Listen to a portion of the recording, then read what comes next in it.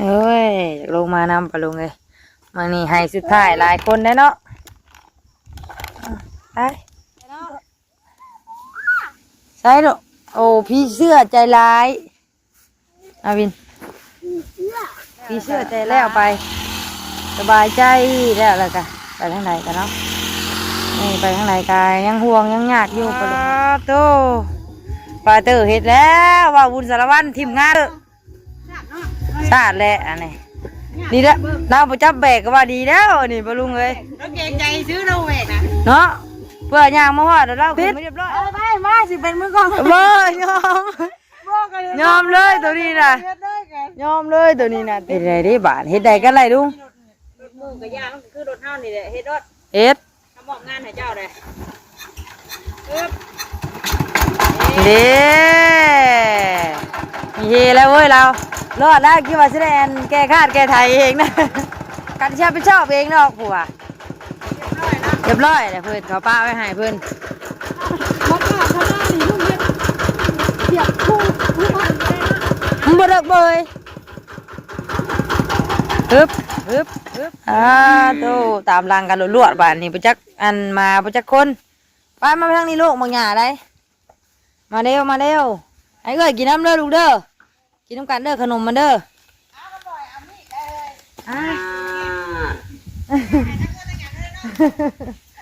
สวัสดีป่ะเอ้ยทั้งงัวทั้งหยางครับทุกอย่างนะมาอยู่นี่นะปลาลุงไงเนาะคือเด้อลูกเด้อกระโปรงนะไปลูกไปมันบ่แม่ส่งชีสบ่แม่ส่งสลิดอีกใช่ยี่บ่ส่งไปลูกไประวังงัวโอ้โหสะเนาะไปลูกไปบ้านนี้ปลาลุงไงเนาะหลังจากแล้วให้หนึ่งขึ้นกินข้าวบ้านนี้พักเที่ยงลงมาอีกตอนนี้เป็นเวลา12 โมงปลาลุงไงเนาะสองให้นี่ก็กุ้มมือแล้วมื้อนี้เพิ่นให้น้อยนั่นเป็นมื้ออื่นพุ่นได้เด็กๆก็ลงมานำบ้านนี้ปลาลุงไงเนาะทั้งเชิญน้องวินเนอร์เพิ่นปูปลาเตอร์ก็ยังกลุ่มงัวกลุ่มยังนึกกระทึกอยู่ตัวนั้นได้ป่ะโมเมนต์ตัวนั้นจับผิดตัวแล้วมันแก่เกินตัวนั้นน่ะไปงัวมาเลยเด็กลงมานำบ้านนี้ปลาลุงเลยเนาะเลยกับน้องเพื่อนเอาสบายดีเด้อปลาลุงเด้อเนาะสบายดีสวัสดีเดี๋ยวพี่เนอร์เลยค่ะโอ้โหสบายดีตัวยุ้ยแน่สวัสดีครับเด้ไปเชิญเลยค่ะสบายดีจ้าโอเคครับจากวินเนอร์นะไปลูกไปขึ้นไปนวดงัวเลยนี่ไปโค้งโค้งงัวกับซ้อมอยู่อยากกินยาคอยแล้วลูกด้วยว่าแม่ถือให้ไหมเห็นได้สะดุงเอาจักเอาเนาะยามันออกกับยามันรูมาเวิร์ดคอยได้ลูกไอ้วินเนอร์เจ้าน่าสิรอดหัวพี่ตกไรขึ้นน้อยคอยได้คอยเด้อคอยหันก้นลงเอ้ยลงมานำปะลุงเลยมานี่ให้สุดท้ายหลายคนได้เนาะไปทางพอบุญเพิ่นกะไปแล้วปะลุงเลยเนาะคาดให้ค่าหน้าให้หนึ่งแล้วก็ผ้ากันดำกับลุงจงรวยแล้วก็ปะเตอร์ปะเชอเรียบร้อยยังอีกให้หนึ่งบ่ายนี้ปะลุงเลยเนาะให้หนึ่งนี่ก็จักไฟแล้วจิไทยให้ปะลุงเลยป้ากันอันโอ้หัวกระเบิ้งโอ้เก่งแท้เนาะลินหัวส้นออกรถอันนี้หัวหมดลุงหัวตะเป่งน้ำจุดบกพวกนี้สาดเลยเนาะใช่ลูกโอ้พี่เสื้อใจร้ายอาวินพี่เสื้อใจร้ายเป็นอยู่ได้บ่เมื่อเช้านี่พอติดเฮิงเติบได้พากันอยู่นี่น่าอยู่บางหยาได้บางไงโอ้ยบางหยาเบิ่งไงไปอาบน้ำกันกันสิพากันอันโลกาใส่นี่เดี๋ยวไปลูกไงเนาะแล้วกะที่เหลือกะตัดให้งัวแบบนี้ตัดให้งัวดำให้นี่กันแล้วไปลูกไงเนาะกับบอลตะลุกนั่น กะตะเกากะดำกูปีอยู่อาบน้ำไปก่อนเปล่งน้ำไว้จนว่าอันนั้นปลาลุงเลยเนาะลืม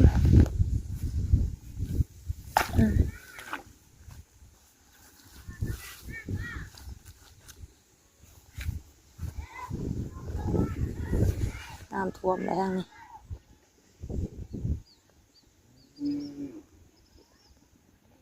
อาบน้ำไว้ปลาลุงเลยเนาะ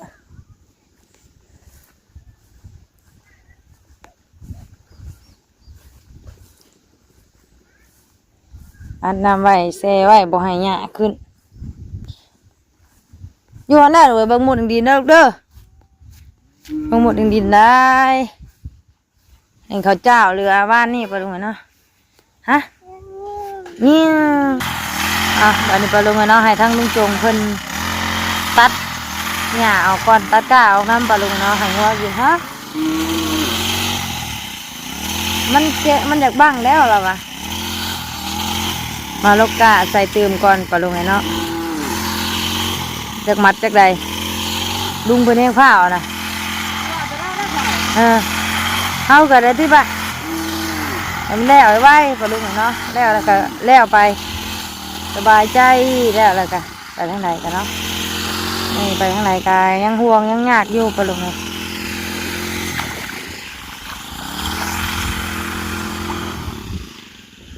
มาวันนี้ปลาลุงเนาะลูกกะนำกันให้สุดท้ายสุดแล้วปีนี้ปลาลุงเลย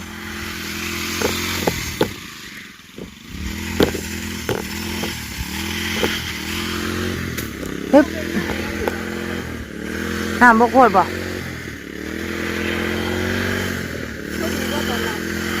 ดาวเป็นสีให้ลุงจงก็ตัดออกเบิดกันมาไปเลยนะลูกกาใส่ตามันในกาพ่อแบบนี้กำลังจะลุกน้อยนั่นไปเลยนะไปเด้อไปเลยเด้อยังก็เดี๋ยวมาตัวได้ง่ายเด้อไปเลย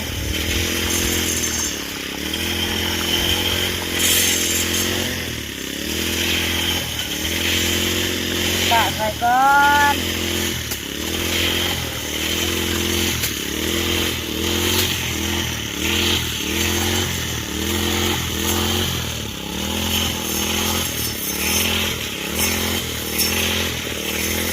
เอาพวกบุญให้แบบไปแล้วมาดูหน่อยนะปีกโกนแล้ว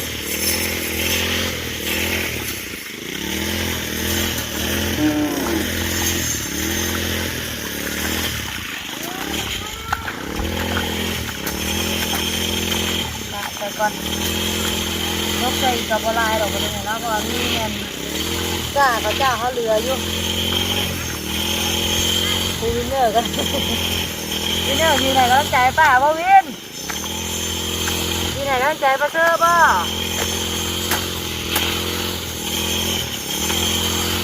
ไหนต้องใจป่าได้น่ะลงมานำ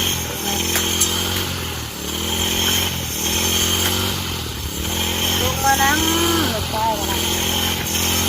นนะวินเนอร์ผู้มีไหนก็ต้องใจป่าแหละวินนี่เลยไอ้ใหญ่ป้าบ่นั่งมาเมื่อเช้าผมไปดูไปนั่งเมื่อเช้าไป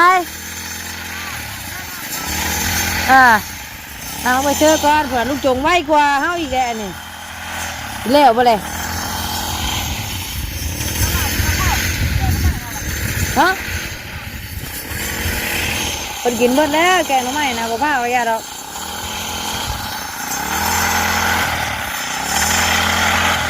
รัดตาเห็นไหมว่าปลาลุงเนาะมันก็คือเรืออยู่ดอกแต่ปลาลุงเนาะพักเบรกลูกกาก่อนนะมันพ่อแล้วก็พากันดำให้นี่บางเนาะพักเบรกก่อนเด้อปลาลุงเด้อเดี๋ยวจะมาเปิดชิปอีกบาทเทียนโตปลาเตอร์เห็ดแล้วว่าบุญสารวัตรทีมงานชาติแหละอันนี้นี่แหละเราประจับแบกก็ว่าดีแล้วนี่ปลาลุงเลยเราเก่งใจซื้อเราแบกนะเนาะเพื่อย่างมาว่าเดี๋ยวเราขึ้นไม่เรียบร้อยลุงจงกับย่อมลุงจงกับแล้วเราจะไปไทยนะแม่นแล้ว บ่อยู่บ่ได้ให้คนไปนะให้คนสั่งไป แม่นเด้ส่วนมากก็ต้องให้ค่าไทยไว้ก่อนติเนาะ เพิ่นน่ะแท้เพิ่นน่ะเป็นคนตัดเพิ่น มื้อนี้ก็ให้เราชอบสิอีกมื้อนี้ก็ เอาออกก็ยังบ่เป็นอยู่นี่ว่าโอ้ยจะให้ศพซะอีกได้บ่ดูมาได้แล้วก็ทักน้ำหนักสิกันเลยกู โอ้โห นักกำนิดเขาเกี่ยวกับประสบการณ์การใช้งาน น่ะหมู่มีประสบการณ์ติ นัก38ให้มาเฮ็ดแบบนี้โอ้ยตรงนึงของเฮา ตัวนี้บ่ลุงย่อให้เฮาเปลี่ยนตัวนี้บ่เออ มันเป็นยังไงกัน มันจ้อยเราอะเล็กหลาก็จ้อยเป็นน้อยเนาะใส่งานอะไร คนก็จอยเกี่ยว ติด ไปมาสิเป็นมือกอง บ่ยอมยอมเลยตัวนี้น่ะยอมเลยตัวนี้น่ะติดนี่ยอมเลยบ่เฮ็ดหยังจักอย่างเลยนะนี่น่ะ จักกันหยากับไปเมียนมึงกันหนาเลยเห็นก็ตัดดิ เอ๊ะ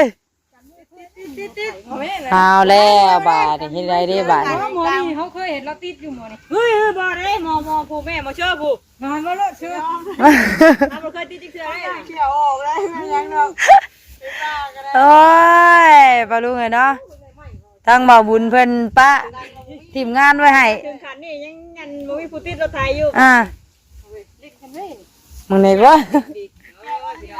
ถามหมู่แห่งเด็กแล้วว่าหมู่แห่งหมู่มีประสบการณ์เฮ็ดได้เด้บาดเฮ็ดได้กันไรลุง รถมู่กับยามันคือรถเฮานี่แหละเฮ็ดรถ เอ็ด ทำบอกงานให้เจ้าเลยเด้มีเฮแล้วเว้ยเรารอดแล้วคิดว่าสิได้อันแก้คาดแก้ไทยเองนะรอดแล้ว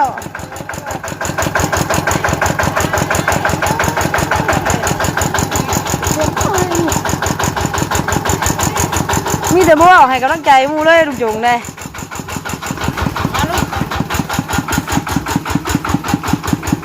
เราขาดให้ดำครับได้หมดเลย เอาไว้จับมือเนี่ยจะได้เห็นสีมือแล้วนะ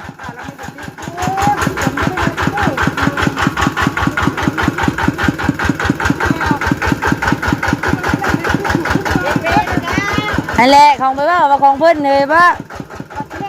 เขาก็ป้าไว้ให้เราป้าของไปว่าว่าของเพิ่นด้วยการที่ไปชอบเองเนาะผัวเรียบร้อยเลยเพิ่นเขาป้าไว้ให้เพิ่น มาขาดเขาหน้านี่ลูกเฮ็ดเสียบคู่คู่มันเลยนะ มึงบ่ดักเบยฮึบเนาะ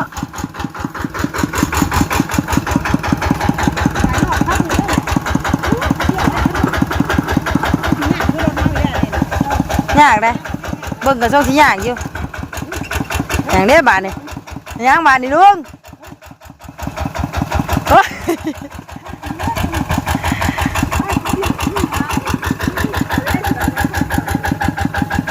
เรายังสีมาสอนอีกเท่านึงเหรอวะ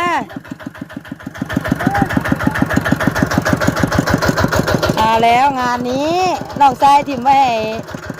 อ้ายเป็นเห็ดปลาลุงเลยลองจำรูปบ้านแต่ละมือว่าแต่เขาเอ้ยเนาะสิเดี๋ยวมันเก่ามันเถ่าว่าแต่ลุงเลยรอดสิเอาให้รอดนะ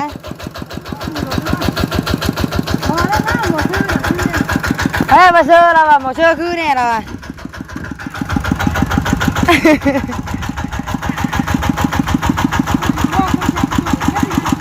นะถอดรถก็สิถอดนะเพื่อแล้วมันนี่เพื่อแล้วอันนี้เนี่ยพกมุ้งแรงคือเก่าขวบมันขวบมันเด้ปลาลุงเลยเนาะ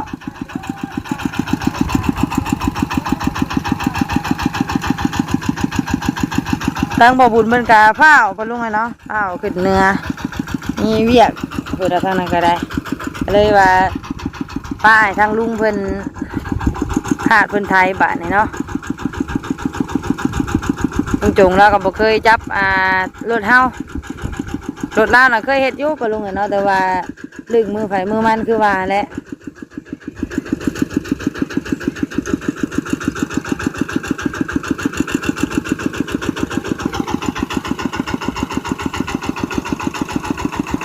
สูตรลาวในไทยขอบก่อนได้เอ้ยสูตรลุงจงวะแต่เฮาก็คือได้ยินแบบนี้อยู่ได้กันไทยตะกร้านะ ลุงหัวไทยแล้วก่อนจะปลาลุงไงเนาะเอามาในปลาลุงไงเนาะหลังจากรอถ่าลุงจงไทยแล้วปลาลุงไงเนาะเราก็ได้ปล่อยไทยไปพี่น้องเพราะว่าเราก็บ่ลึงอะไรปลาลุงไงเนาะบ่ลึงรถปันใดเพราะว่ารถแต่ละคันนี่ไผเฮ็ดไผก็ต้องดึงมือไผมือมันปลาลุงไงเนาะแต่ว่ารถแม่น้องนิ้วนี่สิซอแน่ใครมาจับกันเนาะก็เลยปล่อยไทยไปปลาลุงไงเนาะมาพี่บ้านระหว่างรอถ่าปลาลุงไงเนาะพี่โตหญ้าปลาลุงไงเนาะหญ้าไปสร้างอันนี้นะพวกว่าเพิ่นเอิ้นหญ้าไอ้หยังปลาลุงไงเนาะขึ้นหลายเต็มนองนี่กับแมงนิ้วสีดำเข่าใส่คือกันปลาลุงไงเนาะกับสีดำเข่าใส่คือกันแต่ดำใส่ปีกายนี่ดำทุกปีอะไรปลาลุงเนาะแต่ว่างามดำเข่าใส่ก็ได้ก็เลยสิมาลูกหญ้าเอาก้อนเนาะมานี่ถอนหญ้าเอาก้อนจังสิได้ดำกับปลาลุงไงเนาะปลาลุงไงเนาะนี่แมงนิ้วก็สิถอนก้นหญ้าเอาก้อนเนาะ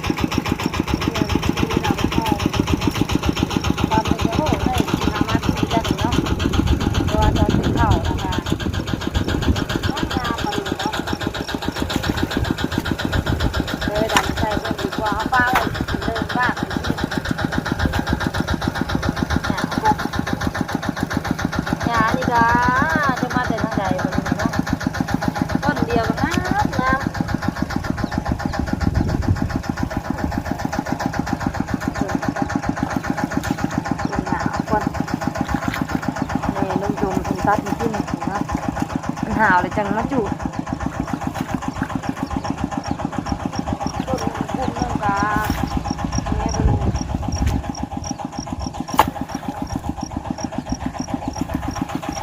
ดูนะหนาวนี่นะดีเนาะ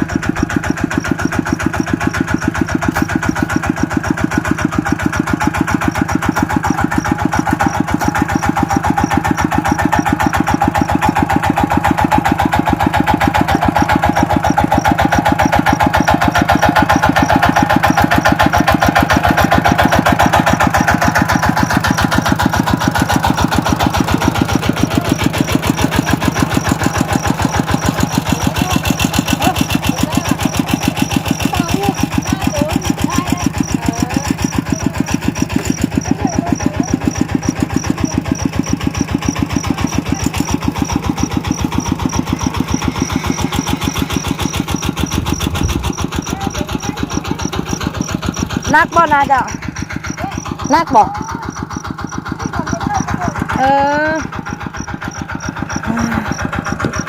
ลุงมือก็สิแล้วแล้วปะลุงเนาะ